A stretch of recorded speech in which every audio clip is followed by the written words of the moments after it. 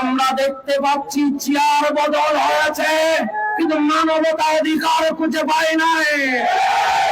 আমরা জানিয়ে দিতে চাই, এই সোনার বাংলায় শহীদ ফারুকীর রক্ত এখনো লেগে আছে, আল্লামা বাকি বিল্লাহর রক্ত এখনো লেগে আছে, খাদিম লিয়াকতের রক্ত এখনো লেগে আছে, ইসউদ্দিনের রক্ত এখনো লেগে আছে।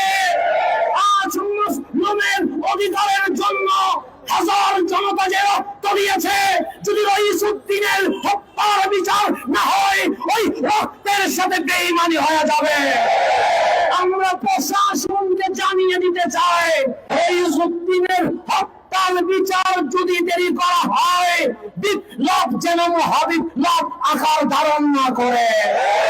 আমরা জানিয়ে দিতে চাই প্রশাসনকে, 26 তারিখ আমরা লক্ষ জনতার সমাবেশ করেছিলাম, এখানে কোনো দুর্ঘটনা ঘটে নাই।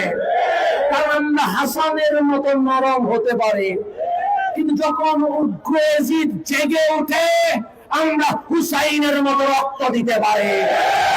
তাই আমরা প্রশাসনের কাছে অনুরোধ করব, আগামী 1-2 দিনের ভেতরে আসামিদেরকে গ্রেফতার করে সুন্নি জনতাদেরকে জানিয়ে দেওয়া হোক, এই রাষ্ট্র এখনো মুসলিমের কথা বলে।